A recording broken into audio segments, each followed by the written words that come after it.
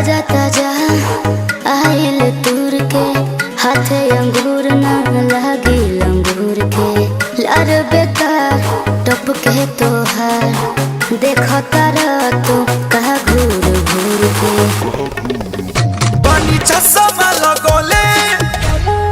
अच्छा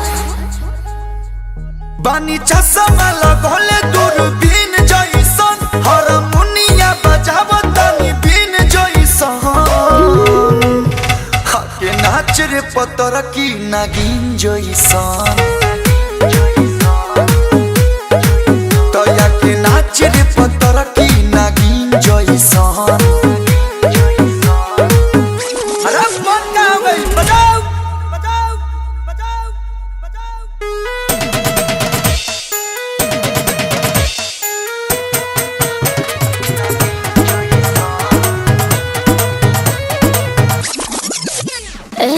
सजिला जब हम ऊपर नीचे सारा जमाना चले पीछे पीछे कहिला फिर से दूर शरीर से लगे लगा है बाहें घींचे घींचे।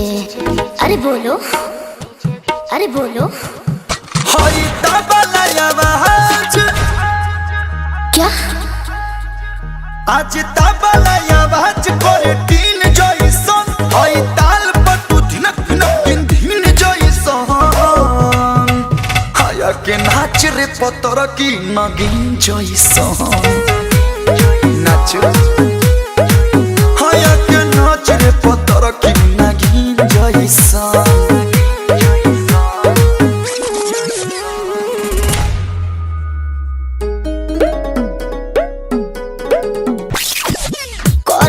कलू जवन कहतानी कोरा में लेके आंसू काटो जानी आजा तू खुल के मजाला पुल के पूरा बदन भइल पानी पानी।